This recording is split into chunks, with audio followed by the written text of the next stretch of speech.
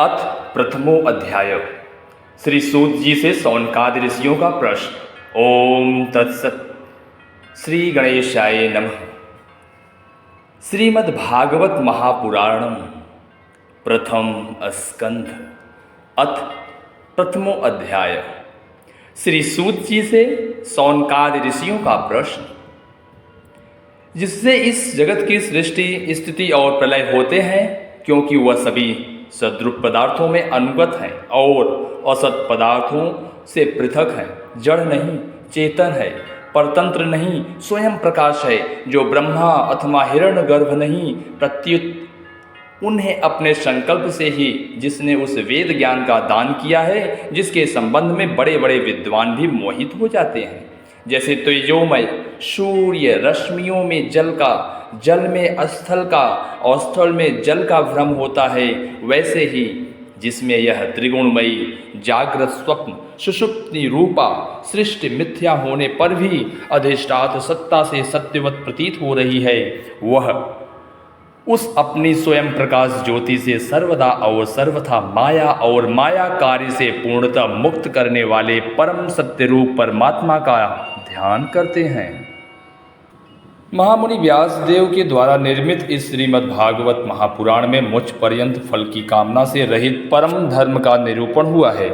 इसमें शुद्धांतकरण सत्पुरुषों के जानने योग्य उस वास्तविक वस्तु परमात्मा का निरूपण हुआ है, जो तीनों तायों का जड़ से नाश करने वाले और परम कल्याण देने वाली है। अब और किसी साधन या शस्त्र से क्या प्रयोजन? जिस समय भी सुकृति पुरुष इसके श्रवण की इच्छा करते हैं, ईश्वर उसी समय अविलंब उनके हृदय में आकर बंदी बन जाता है। रस के मर्मज्ञ भक्तजन, यह श्रीमद्भागवत वेद रूप कल्प वृक्ष का पका हुआ फल है। सुखदेव रूप तोते के मुख का संबंध हो जाने से यह परमानंदमयी सुधा से परिपूर्ण हो गया। इस फल में छिलका, गुठली आदि त्याज्य अंश तनिक भी नहीं है। यह मूर्तिमान रस है। जब तक शरीर में चेतना रहे, तब तक इस दिव्य भगवत रस का निरंतर बार बार पान करते रहो। यह पृथ्वी पर ही सुलभ है। कथा प्रारंभ। एक बार भगवान विष्णु एवं देवताओं के परम पूर्ण क्षेत्र नैमिषारण्य में शौनकादि ऋषियों ने भगवत प्राप्ति की इच्छा से सहस्त्र वर्षों में पूरे होने वाले एक महान यज्ञ का अनुष्ठान किया। एक दिन उन लोगों ने प्रातःकाल अग्निहोत्र आदि नित्य कृत्यों से निवृत्त होकर सूत जी का पूजन किया और उन्हें ऊंचे आसन पर बैठाकर बड़े आदर से यह प्रश्न किया। ऋषियों ने कहा, सूत जी, आप निष्पाप हैं। आपने समस्त इतिहास, पुराण और धर्मशास्त्रों का विधि पूर्वक अध्ययन किया है तथा उनकी भली भांति व्याख्या भी की है। वेद व्यक्ताओं में श्रेष्ठ भगवान वादरायण ने एवं भगवान के सगुण निर्गुण रूप को जानने वाले दूसरे मुनियों ने जो कुछ जाना है, उन्हें जिन विषयों का ज्ञान है, वह सब आप वास्तविक रूप में जानते हैं। आपका हृदय बड़ा ही सरल और शुद्ध है। इसी से आप उनकी कृपा और अनुग्रह के पात्र हुए हैं। गुरुजन अपने प्रेमी शिष्य को गुप्त से गुप्त बात भी बता दिया करते हैं। आयुष्मनः, आप कृपा करके यह बतलाइए कि उन सब शास्त्रों, पुराणों और गुरुजनों के उपदेशों में कलयुगी जीवों के परम कल्याण का सहज साधन आपने क्या निश्चय किया है? आप संत समाज के भूषण हैं।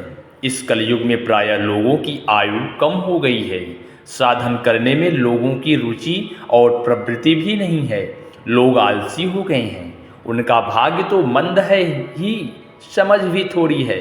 इसके साथ ही वे नाना प्रकार की विघ्न बाधाओं से घिरे हुए ही रहते हैं। शास्त्र भी बहुत से हैं, परंतु उनमें एक निश्चित साधन का नहीं, अनेक प्रकार के कर्मों का वर्णन है।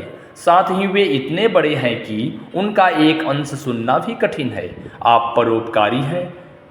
अपनी बुद्धि से उनका सार निकालकर प्राणियों के परम कल्याण के लिए हम श्रद्धालुओं को सुनाइए, जिससे हमारे अंतःकरण की शुद्धि प्राप्त हो।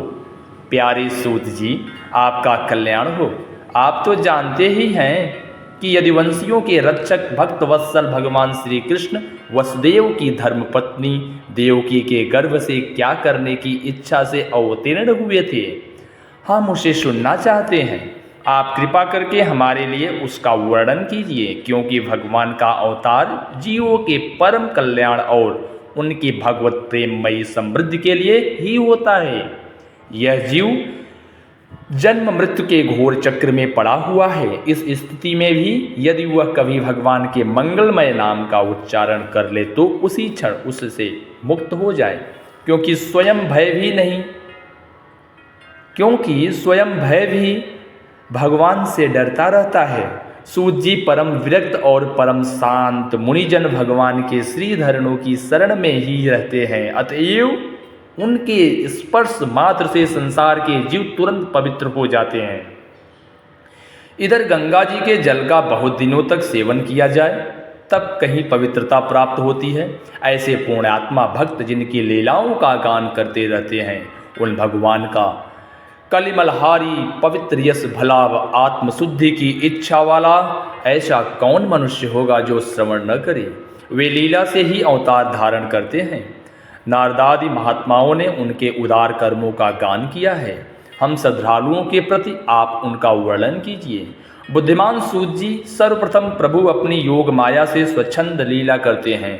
आप उन श्रीहरि की मंगलमयी अवतार कथाओं का अब वर्णन कीजिए। पूर्ण कीर्ति भगवान की लीला सुनने से हमें कभी भी तृप्त नहीं हो सकती, क्योंकि रसज्ञ श्रोताओं को पद पद पर भगवान की लीलाओं में नए नए रस का अनुभव होता है। भगवान श्री कृष्ण अपने को छिपाए हुए थे, लोगों के सामने ऐसी चेष्टा करते थे मानो कोई मनुष्य हो, परंतु उन्होंने बलराम जी के साथ ऐसी लीलाएं भी की हैं, ऐसा पराक्रम भी प्रकट किया है जो मनुष्य नहीं कर सकते। कलयुग को आया जानकर इस वैष्णव क्षेत्र में हम दीर्घकालीन सत्र का संकल्प करके बैठे हैं। श्री हरि की कथा सुनने के लिए हमें अवकाश प्राप्त है। यह कलयुग अंतःकरण की पवित्रता और शक्ति का नाश करने वाला है। इससे पार पाना कठिन है। जैसे समुद्र से पार जाने वाले को कर्णधार मिल जाए, उसी प्रकार इससे पार पाने की इच्छा रखने वाले हम लोगों से ब्राह्मणों ने आपको मिलाया है। धर्मरक्षक, ब्राह्मण भक्त, योगेश्वर भगवान श्री कृष्ण के अपने धाम में पधार जाने पर धर्म ने अब किसकी शरण ली है, यह बताइए। ओम नारायण नारायण नारायण।